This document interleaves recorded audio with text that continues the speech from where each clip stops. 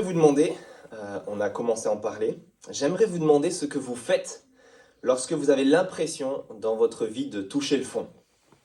Vous avez peut-être déjà vécu ça, peut-être que c'est en ce moment que vous vivez ces moments compliqués, ce matin, cette semaine, cette année qui vient de s'écouler là maintenant. Je ne sais pas si vous avez déjà vécu et eu cette sensation-là de vous retrouver dans une sorte de spirale infernale qui vous attire vers le bas, où tout est en train de partir en vrille, et vous avez l'impression que les éléments dans votre vie, les circonstances, se déchaînent les uns après les autres contre vous. Vous êtes comme aspiré vers le bas, et quand vous êtes là, dans cette spirale, dans le gouffre, là, vous demandez comment vous pourrez vous en sortir. En fait, il vous semble, quand vous êtes proche de toucher le fond là, que vous ne pourrez plus vous en sortir.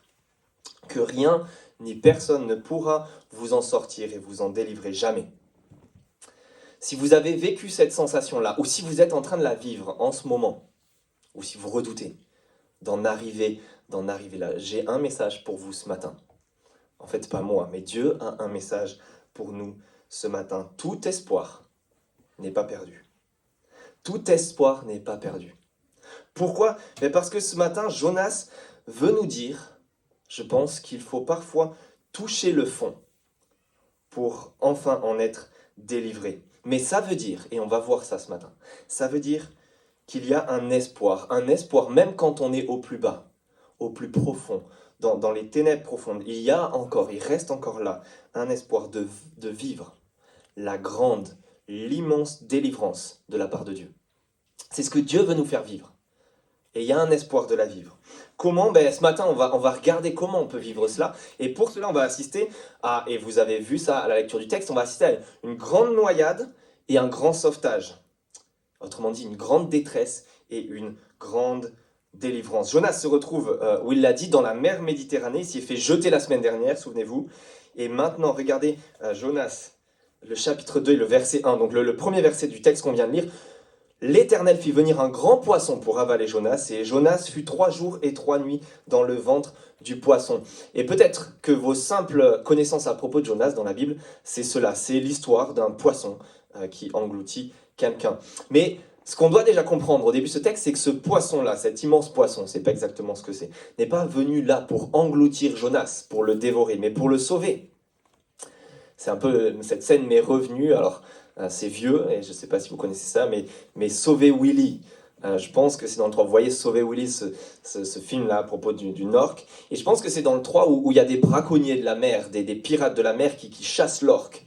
Et on arrive à la fin du film avec un jeune qui s'est attaché aux orques et qui se bat contre ces braconniers. Mais les braconniers chassent et là, en pleine nuit, au bout d'un moment, tout part en vrille. Et il y en a un, le principal, bien sûr, le capitaine du navire, qui se retrouve pris dans son propre filet, qui tombe dans la mer et qui est là, sous l'eau, entouré d'un filet. Et le filet est plongé en dessous, donc il ne peut pas remonter, ça le bloque vers le haut. Et se retrouve nez à nez avec l'orque qu'il a chassé tout au long du film. Et là, on se demande ce qui va se passer. Et puis cet orque-là le prend sur son nez et le remonte à la surface. Alors bien sûr, c'est un film, une fiction. Je pense que les orques sont d'ailleurs méchants. Mais mis à part ça, c'est un peu la même chose qui se passe avec cet énorme poisson-là. Pas pour dévorer Jonas, pas pour l'engloutir, mais pour le sauver. Ce poisson-là est envoyé pour le sauver de la noyade. Et si vous dites, ça commence bien, c'est exactement ce que je pensais, c'est extrêmement bizarre, ces récits dans la Bible. Merci très peu pour moi, je suis assez rationnel et scientifique. Une personne engloutie vivant dans un gros poisson sans être dévorée. Non merci. Et je m'en vais de suite. Mais j'aimerais vous dire, avant que vous fuyiez et que vous ne soyez pas à l'écoute de ce texte et de récit, je pense écrit par Jonas lui-même, que ce n'est pas si extraordinaire et si impensable. Je suis kiné et j'ai exercé pendant 6 ans auprès de personnes âgées, et donc j'allais à leur domicile, et souvent la télé tournait en continu pendant les séances. Et je me souviens d'une fois, il y avait des fois des chaînes des chaînes inconnues, là où on voyait des gens aux États-Unis ou je ne sais plus exactement, ou peut-être en Australie, etc., mais qui racontaient les pires choses, ou les serpents qui chassaient dans les jardins des gens, ou ce genre de choses. Et je me souviens d'une fois avoir vu le récit, le reportage d'une personne, un gars, je crois que c'était un homme, qui s'était fait engloutir vivant dans un crocodile. Et donc j'ai vu les images sous mes yeux, j'ai essayé de retrouver ça, mais voilà, je pense que c'est perdu au fin fond de je ne sais où. Mais voilà, je vous demande de me croire sur parole. J'ai vu ça, et ils ont attrapé ce crocodile, lui ont ouvert le ventre et ont sorti quelqu'un qui était là, bien vivant, et sans séquelles, sans rien. Et j'ai vu ça, j'étais déjà croyant, je connaissais déjà la Bible et le livre de Jonas à l'époque, et j'ai vu ça, et à ce moment-là, je me suis dit, ok, si ça peut arriver, alors c'est pas tous les jours, mais si ça peut arriver dans un croco, Jonas dans un immense poisson, c'est de la gnognotte, c'est facile. Donc, autrement dit, on commence avec ça, et le texte veut nous raconter, bien sûr, un Dieu qui est au contrôle. Et c'est ce que l'auteur veut nous faire comprendre, c'est que la question n'est pas si Dieu peut délivrer. La question n'est pas si Dieu peut. Bien sûr, ça n'arrive pas tous les jours, mais la question n'est pas là.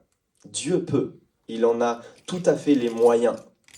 Largement. La création lui obéit. En fait, si vous lisez le verset 1 dans l'original, c'est Dieu qui ordonne un énorme poisson d'engloutir Jonas. C'est la création, les éléments de la nature qui obéissent au doigt et à l'œil, au Dieu qui a tout créé et qui fait ce qu'il veut. C'est le canot de sauvetage individualisé, envoyé, spécial Jonas, envoyé par Dieu pour le sauver. Et donc ces 3 jours et 3 nuits dans ce poisson-là sont un interlude, une petite parenthèse. La question n'est pas de si Jonas va être sauvé maintenant, il sait déjà qu'il l'est. Dans ce ventre-là, dans ces 3 jours et 3 nuits, le sauvetage a commencé, c'est qu'une question de temps avant qu'il soit recraché au rivage. Dieu a largement les moyens de nous délivrer. La question n'est pas là, il peut le faire. La question est peut-être s'il veut le faire. Alors vous avez vu ce verset 3, en fait, le verset 3 au début, ces paroles qu'exprime Jonas, résument tout ce que l'on a dans ce texte et dans ce chapitre. Jonas résume en une phrase tout ce qu'il va nous raconter, tout son périple. Jonas va nous retracer son parcours, ce qu'il a vécu au plus profond de la mer, ce qui s'est passé avant l'envoi du poisson et du sauvetage. En fait, Jonas nous raconte son témoignage. Si vous avez déjà entendu le récit de personnes peut-être qui ont connu Dieu, qui l'ont rencontré, qui se sont dit, qui sont passés à devenir croyants et racontent leur témoignage. Jonas nous raconte ça. Regardez le verset 3. Dans ma détresse, j'ai fait appel à l'Éternel et il m'a répondu. Le Dieu qui peut est aussi le Dieu qui veut.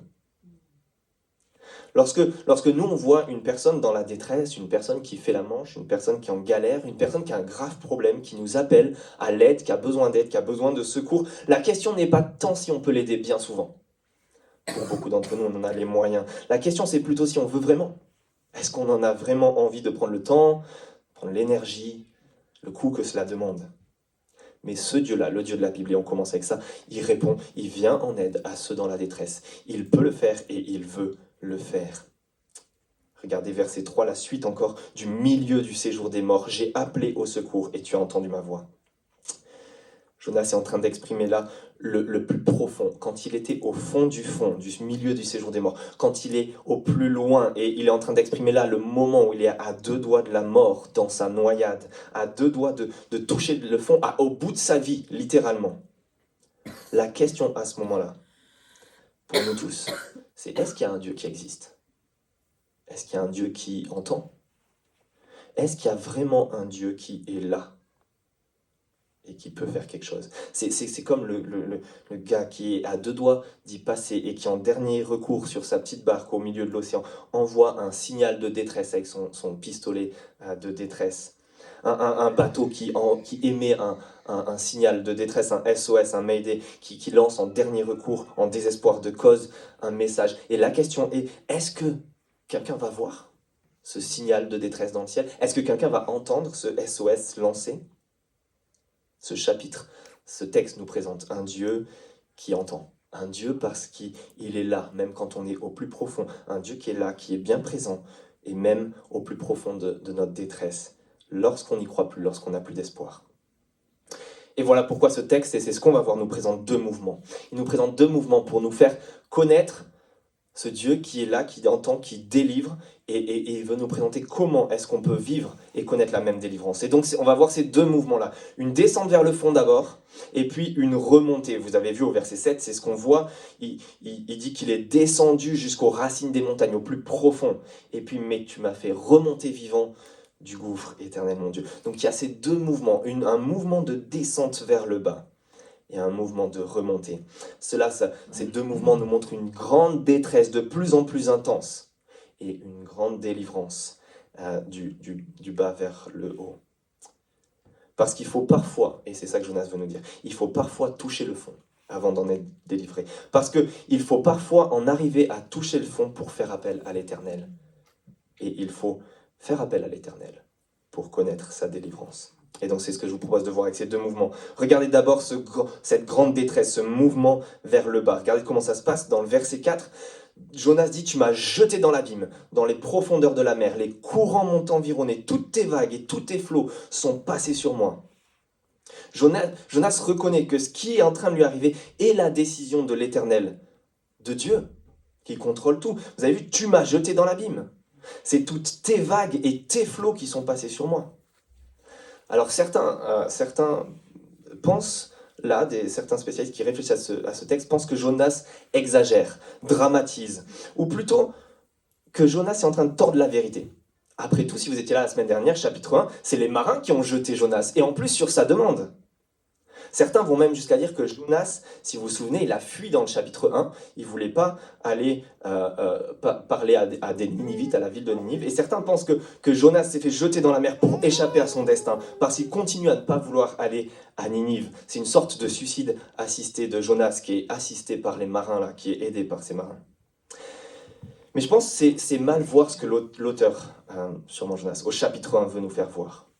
Vous vous souvenez, on a vu ce jeu avec le terme de jeter qui était là dans tout le chapitre 1. Quand Jonas commence à fuir, au verset 4 du chapitre 1, l'Éternel jette un grand vent sur la mer parce que l'Éternel se jette à la poursuite de Jonas. Il se jette à sa poursuite, il veut le trouver. Et tous les éléments continuent malgré eux de continuer cette poursuite de l'Éternel, mais c'est l'Éternel, c'est Dieu lui-même qui est derrière. L'Éternel jette un grand vent, et par la suite, c'est les marins qui jettent toutes leurs affaires, et puis finalement qui jettent le sort pour savoir d'où vient le problème. Comme par hasard, le sort tombe sur Jonas, il est démasqué alors il est allé se réfugier et se cacher dans le fond du bateau. Il est démasqué, il lui demande ce qu'il faut faire. Et quand les marins lui demandent « Qu'est-ce qu'on doit te faire maintenant qu'il est démasqué pour que ça se calme ?» Jonas, au verset 12 du chapitre 1, dit « Mais jetez-moi », encore ce même terme, « jetez-moi dans la mer. » Elle se calmera. Il essaie tant bien que mal de lui éviter, les marins ne veulent pas le jeter, mais à la fin, quand ils reconnaissent que c'est une histoire entre Dieu et son prophète, que c'est Dieu qui est derrière tout ça, en train de s'être jeté à la poursuite de Jonas, ils se soumettent et ils jettent, verset 15, Jonas dans la mer et la mer se calme, vous vous souvenez. Autrement dit, Jonas a tout à fait raison de dire « Tu m'as jeté dans l'abîme ». Il sait que c'est Dieu lui-même qui s'est jeté à sa poursuite. Derrière le vent, le bateau, le sort. D'ailleurs, Jonas connaissait très bien le livre des Proverbes dans la Bible qui dit « On jette le sort dans le pan de l'abîme » et c'est là, toute décision vient de l'Éternel. Derrière le sort, c'est Dieu qui a jeté le sort et qui a trouvé son prophète. Et derrière les marins même qui l'ont jeté, c'est Dieu qui s'est jeté à la poursuite de Jonas et qui l'a jeté dans la mer. Jonas doit en arriver là, jusqu'au bout du bout, pour reconnaître le jugement de Dieu qui s'abat sur lui. Et c'est pas un problème pour Jonas. Jonas, dans ce texte, ne se plaint pas du tout.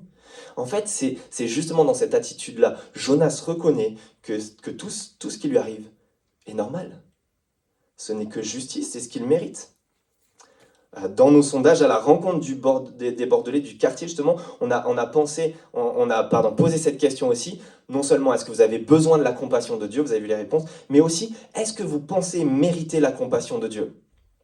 Je ne sais plus si on peut l'afficher là, et c'est énorme. Sur 48 réponses, le nombre, vous allez voir dans les sondages, le nombre de personnes qui répondent plutôt 5, 4 ou 3, vous avez vu ? La plupart des gens pensent mériter cette compassion de la part de Dieu. On pense que l'on mérite le bien qui nous arrive, et non le mal qui nous tombe dessus. Et Jonas, lui, dans ce texte, c'est tout l'inverse. Il sait que ce n'est que justice et que c'est ce qu'il mérite. Et il doit en arriver là pour le reconnaître. Il doit en arriver là pour le reconnaître. Mais en même temps, ça ne s'arrête pas là. En même temps, il en arrive là pour prendre conscience et connaissance du Dieu qui n'en a pas terminé avec lui. Vous avez vu le verset 5 ? Alors même qu'il reconnaît cela, vous avez vu verset 15, il se disait, je suis chassé loin de ton regard, mais je verrai encore ton saint temple. Jonas est en train de prendre conscience, notamment que c'est normal ce qui lui arrive, mais il sait aussi que ce n'est pas la fin de l'histoire. Non, ça ne s'arrêtera pas là. Dieu n'en a pas terminé avec lui. L'histoire ne s'arrête pas avec son jugement. Ce n'est pas la finalité de l'histoire. C'est pour autre chose. C'est pour amener Jonas ailleurs. Dieu n'en a pas terminé avec lui. Lorsqu'il pense être au plus profond, au plus loin de Dieu, vous avez vu, chasser loin de ton regard. Et si vous vous souvenez la fois dernière, Jonas voulait fuir loin de la face de l'Éternel, loin du regard de l'Éternel. Ça y est, il y est. Il se dit, je suis au plus loin de ton regard. Mais au moment où il pense que les ponts sont totalement coupés, que la relation est totalement brisée, finie avec Dieu, qu'il n'y a plus rien à espérer là, il prend conscience que non. Que non, parce que Dieu, lui, n'en a jamais terminé. Il n'en a jamais terminé avec l'être humain. Il n'en a jamais terminé de venir le chercher. Dieu, lui, n'a pas coupé les ponts. Dieu n'a pas coupé les ponts définitivement. Il veut quelque chose. Il cherche quelque chose chez Jonas, en réalité, comme il le cherche chez nous. Et comme ce Dieu-là est en train de nous chercher. Et parfois au plus profond de notre détresse aussi. Au plus profond de notre détresse, quelle qu'elle soit, ce Dieu n'en a jamais terminé avec nous parce que comme Jonas, il est en train de nous chercher. Il est en train de nous chercher. Jonas prend conscience de cela. Il sait non seulement à ce moment-là qu'il sortira la tête de l'eau, littéralement, qu'il atteindra le bout de son tunnel, mais que de plus il aura une relation restaurée avec Dieu. Il n'en restera pas là. Dieu veut l'amener quelque part, comme pour nous. Quand on croit qu'on est dans l'impasse, et j'aimerais peut-être qu'on s'encourage avec ça. Si dans nos vies, on se retrouve à ce moment-là où on ne voit pas le bout du tunnel, où tout semble se déchaîner et qu'on ne voit pas la lueur au bout du tunnel, il faut se souvenir, comme Jonas, et comme on va le découvrir la fois prochaine, au fond, à la fin du livre, que ce Dieu de la Bible est un Dieu riche en bonté, plein de compassion, patient et lent à la colère. Et donc que ce n'est certainement pas la fin de l'histoire quand on est ici, que la souffrance ici-bas et la profondeur de ta détresse, quelle qu'elle soit, n'est certainement pas la fin. Dieu veut sûrement t'amener quelque part et t'apprendre quelque chose. Mais comme Jonas, tu as peut-être besoin de passer par là. Parce que comme nous, comme Jonas, on a besoin d'en arriver là. Regardez, la descente infernale continue pour Jonas. Jonas n'en finit plus de descendre. Vous avez vu dans les versets 6 et 7. L'eau m'a couvert jusqu'à m'enlever la vie. L'abîme m'a enveloppé. Les algues s'enroulaient autour de ma tête. Je suis descendu jusqu'aux racines des montagnes. Les verrous de la terre m'enfermaient pour toujours. Vous avez vu, il descend encore au plus profond. Je ne sais pas si vous avez connu cette expérience comme moi de faire du pédalo. Pour moi, c'était quand j'étais jeune, en famille, lors de vacances d'été, faire du pédalo sur un lac. Je pense souvent dans des lacs de montagne.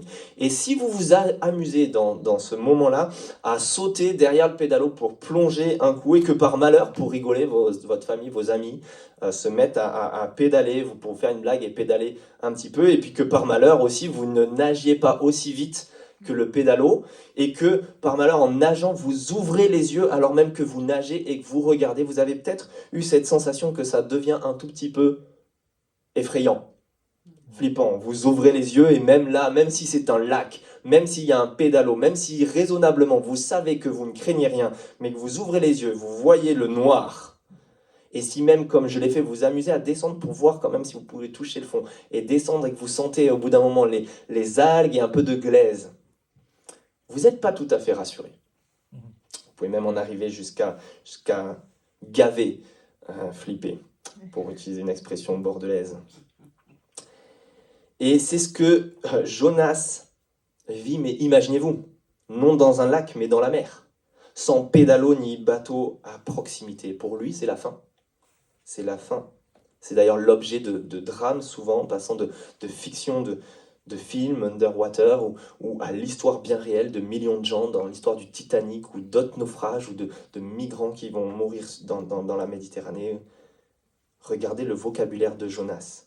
Il sait que ce qu'il est en train de vivre, et c'est la mort.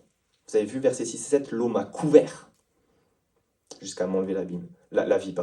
L'abîme m'a enveloppé, les algues s'enroulaient autour de ma tête, les verrous de la terre m'enfermaient pour toujours. Jonas est en train de dire, ce tombeau, cette mer Méditerranée va devenir son tombeau.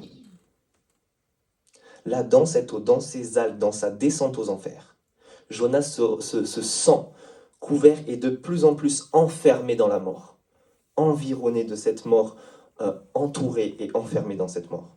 Jonas arrive au bout de sa vie, littéralement. La mort l'enferme. Et il décrit très bien, dans son expérience à lui, ce qu'on connaît tous dans l'humanité, avec la reine de nos terreurs, notre ennemi public numéro 1, la mort qui fait peur à tous. On a posé cette question, en fait, en allant à la rencontre des Bordelais, juste pour savoir qu'est-ce que vous craignez le plus. On va peut-être pas le voir, mais la plupart des réponses sont la mort. La mort. Une personne, la vie en général, deux autres, la mort, deux, les requins, mais après, je pense que tous les autres, c'est la mort. La mort, ou la mort d'un proche, ou leur propre mort. Et c'était l'expérience que j'ai vécue justement en étant kiné pendant 6 ans où je me suis occupé de personnes âgées. Dans tous les cas, ces personnes âgées, dans tous les cas, à 100% des coups, le vieillissement du corps, la dégradation de la condition physique était une horreur. Horrifiante pour des personnes qui avaient fait tellement de choses dans leur vie et qui se retrouvaient limitées. La mort lente et naturelle comme Jonas nous enferme. On peut vivre cette même sensation, Jonas, de se retrouver enfermé. Personne ne veut cet état d'emprisonnement, de dépendance dans son corps, se retrouver en maison de retraite ou plus du tout libre de ses mouvements, peut-être même plus libre de son esprit, en état de léthargie avancée ou d'autres. Pourtant, quelqu'un a dit la vie est une maladie mortelle qui commence à la naissance. Alors peut-être que c'est qu'à partir d'un certain moment qu'on commence à ressentir ce vieillissement normal qu'on connaît tous. La dégradation des corps, pour certains, ça commence très tôt. La maladie, une descente petit à petit dans une souffrance, dans un emprisonnement lent et cruel. On est horrifié de ça, terrifié parce que la mort, c'est pas normal. La mort, ce n'est jamais normal que ce soit pour nous ou pour nos proches. D'ailleurs, pour cela qu'il y a des discussions à l'Assemblée nationale sur l'euthanasie, le suicide assisté. Pourquoi ? Parce que personne ne veut d'une mort lente et pleine de souffrance. On veut et consciente. On veut une mort rapide et violente si c'était possible, ou même dans son sommeil, inconsciente, au pire des cas. Mais même juste l'idée de la mort n'est pas normal. Au point même que cet enfermement que décrit Jonas, des fois c'est une sensation que l'on connaît au niveau physique, mais d'autres c'est un enfermement et un emprisonnement même psychologique, alors que personne s'en doute. Combien de personnes vivent leur jour comme une angoisse, commencent, et même parfois des jeunes sans que personne s'en doute. Des gens qui ont l'air d'aller très bien et qui un jour laissent un mot. Qui un jour disent que chaque matin c'était la boule au ventre, que chaque jour était une angoisse, jusqu'à même se poser la question si la mort n'est pas préférable à la vie. La mort et cet enfermement, cette souffrance, cette descente-là, cet emprisonnement psychologique ou physique, heureusement, la Bible nous présente un Dieu qui sauve la vie. Vous avez vu ce verset 7. Il y a un mais et un changement de dynamique qui change tout. Mais tu m'as fait remonter vivant du gouffre éternel, mon Dieu. Heureusement, il y a le Dieu qui sauve la vie. Il faut parfois toucher le fond pour en arriver à se tourner vers ce Dieu, pour en être délivré. Parce que vous avez vu la suite, verset 8, Jonas dit, c'est quand mon âme était abattue en moi, quand je perdais le souffle, je me suis souvenu de l'Éternel. Et ma prière est parvenue jusqu'à toi, dans ton Saint-Temple. Jonas arrive au bout de sa vie, littéralement. Et là, au dernier moment, il se souvient. Ça veut dire que ce n'est pas une amnésie ou un oubli de la part de Jonas, mais il désigne un mouvement de toute sa pensée, de toutes ses émotions, de tout son cœur, qui se tourne à nouveau, une dernière fois, vers Dieu. Et il faut bien ça pour lui. Il faut en arriver là pour lui. C'est un peu une ironie, si vous vous souvenez de notre passage la dernière fois. Il faut juste arriver jusque-là pour que Jonas se tourne vers Dieu. Parce que jusqu'à maintenant, Jonas n'a pas dit un mot à son Dieu. Il n'a pas prié. Dans le chapitre 1, c'était très ironique. Alors que les marins étaient en perdition, Jonas dormant au fond du bateau, les marins évoquent tous leurs dieux possibles et imaginables. Ils les prient, finalement même, ils prient le Dieu de Jonas, le vrai Dieu. Mais ils vont même jusqu'à secouer Jonas pour lui dire « Mais tente ta chance et prie ton Dieu ». Mais Jonas, pour voir si ça peut faire quelque chose, Jonas, même avec ça, n'a pas daigné adresser un mot à Dieu. Pas un mot. Il faut qu'il en arrive là, au plus profond de sa vie, au bout de sa détresse, alors qu'il est sur le point sûrement de perdre connaissance, pour qu'enfin il se tourne vers son Dieu et qu'il crie à lui. Il faut parfois en arriver là, c'est triste, mais arriver à en toucher le fond pour enfin se tourner vers Dieu, vers ce Dieu qui peut tout faire, et qui veut tout faire, qui veut délivrer, qui veut sauver. Quand on a épuisé toute ressource, toutes nos solutions à nous humaines, quand lorsqu'on est à bout de force, on en arrive parfois à se tourner vers Dieu. C'est cette question, est-ce qu'on ressent ce besoin de la compassion de Dieu? C'était frappant de demander ça à des gens où certains disent, non, tout va bien, tout roule. Pourtant, on en a tellement besoin. On doit parfois arriver à un stade de détresse avancé pour prendre conscience de notre besoin de Dieu. Et pourtant, c'est là, à portée de main. Une simple prière, vous avez vu, un simple appel à l'aide de la part de Jonas, alors qu'il se trouve au plus bas, un appel au secours. En fait, le livre de Jonas prend pour référence de manière un peu inconsciente et cachée un autre petit prophète qui est le livre de Jonas, juste un peu avant, et on va le voir la prochaine fois, il y fait référence de manière un peu plus explicite. Mais dans ce livre de Jonas, il y a cette parole qui dit « Quiconque invoquera le nom de l'Éternel sera sauvé ». C'est aussi simple que ça. Quiconque fera appel à ce Dieu sera sauvé. Aussi simple que bonjour. Il faut juste le vouloir. Et bien souvent, notre entêtement et notre orgueil nous en empêchent. Alors il faut se toucher le fond pour se tourner vers ce Dieu.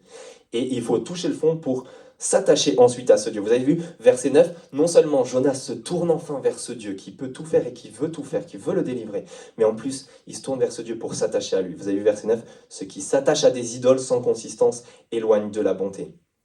Jonas se tourne non seulement vers Dieu, mais veut de nouveau s'attacher à Dieu.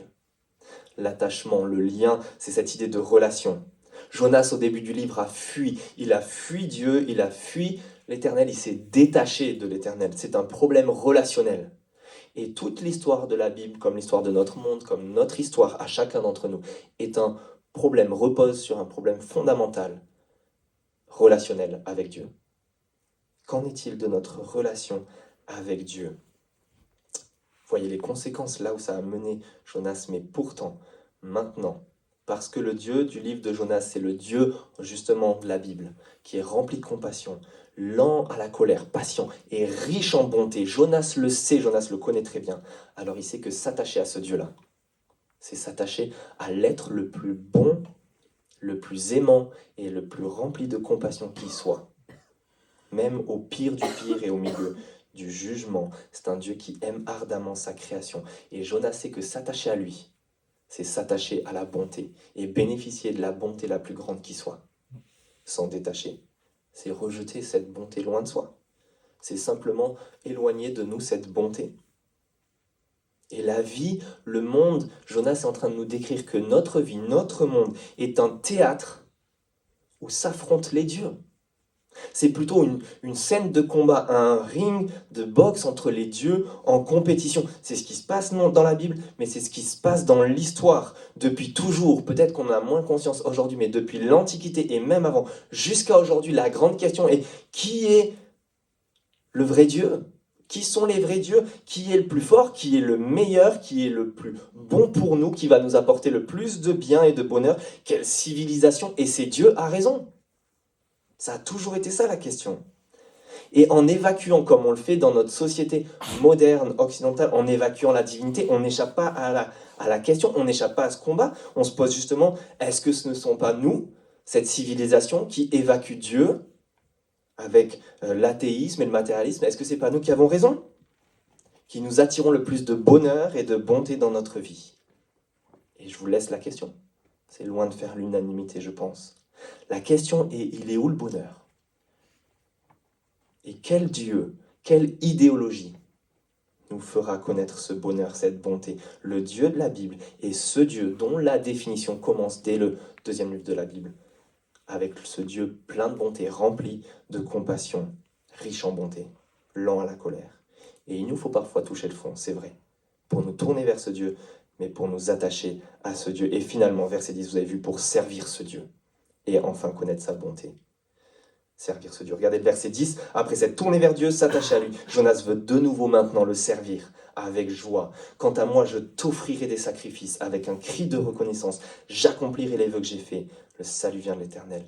Jonas a commencé avec des cris de détresse. Il finit avec des cris de reconnaissance. Il a commencé sous le jugement. Il bénéficie maintenant du plus grand salut. Au point que, verset 11, vous avez vu, l'Éternel parle au poisson. Et le poisson vomit Jonas sur la terre. Jonas bénéficie donc de la grande, l'immense délivrance de la part de l'Éternel. La grande délivrance qui démontre la grande bonté de Dieu, la grande bienveillance de ce Dieu. Au point, et on va terminer avec ça, au point que ce salut dont Jonas bénéficie devient le grand symbole de la grande délivrance, du nouveau canot de sauvetage sur mesure dessiné par Dieu, pas plus pour Jonas, juste seulement, mais pour nous tous, dans la personne de Jésus-Christ. Écoutez juste ce que dit Jésus de lui-même dans l'évangile de Matthieu, chapitre 12, verset 40. Jésus dit, en effet, alors qu'il était encore en vie sur la terre, Jésus dit, en effet, de même que Jonas fut 3 jours et 3 nuits dans le ventre d'un grand poisson, de même, le Fils de l'homme, il parle de lui, sera 3 jours et 3 nuits dans la terre, dans les entrailles de la terre. Comme Jonas a été jeté au milieu de la tempête, souvenez-vous, de la mer en fureur, Jésus a été jeté au milieu de la colère de Dieu sur une croix. Là, il a pris la colère de Dieu à notre place, en prenant nos fautes à nous, pour nous en délivrer. Il devient ce canot de sauvetage. Et comme Jonas a été sauvé et a passé 3 jours et 3 nuits dans le ventre d'un poisson, Jésus annonce, avant même qu'il ne meure sur la croix, que ça ne s'arrêtera pas là. Ça ne s'arrêtera pas à sa mort sur la croix. Ce ne sera pas la fin de l'histoire. Il passera un temps déterminé dans les entrailles de la terre, mais il ne restera pas là. Seulement 3 jours et 3 nuits, il va en ressortir. Il va ressortir de là grand vainqueur. Après le jugement de Dieu sur la croix et la mort physique que Jésus a réellement connue, contrairement à Jonas, 3 jours après ici, la plus grande délivrance qui soit de notre humanité. La délivrance de notre mortalité, la délivrance de la mort elle-même. Et il nous la promet à tous ceux qui marchent à sa suite. C'est la grande promesse de Jésus-Christ pour ses disciples. Écoutez ça. Dans l'évangile de Jean, au chapitre 5, verset 24-25, Jésus dit, « En vérité, je vous le dis, l'heure vient, et elle est déjà là, où les morts entendront la voix du Fils de Dieu, de Jésus, et ceux qui l'auront entendu vivront. » Ou encore au chapitre 11, Jésus dit ça dans l'évangile de Jean, à Marthe, il lui dit, « C'est moi qui suis la résurrection et la vie. Celui qui croit en moi vivra, même s'il meurt. » La question est, est-ce que l'on va croire en celui qui est encore plus grand que Jonas, qui a connu le jugement sur une croix à notre place pour nous en délivrer, qui l'a connu jusqu'au bout, jusqu'à la mort littéralement, et qui, avec Jonas comme Jonas, mais de la vraie mort, est revenu vivant, et qui nous offre cette vie, la vie et la résurrection en abondance, qui nous offre la délivrance ultime de toute notre souffrance et de toute notre mortalité pour une vie avec lui, dans une vie renouvelée où la souffrance n'existera plus, où il nous offrira la vie comme il l'appelle, en abondance. La question pour finir est donc, est-ce qu'on va, particulièrement si on est en train de se trouver dans une situation de détresse, au fond du fond, est-ce qu'on va nous tourner vers ce Dieu, nous attacher à lui et le servir comme Jonas? Est-ce qu'on va faire appel à ce Dieu qui a non seulement le pouvoir, mais aussi la volonté de nous sauver? Je vous invite à prier.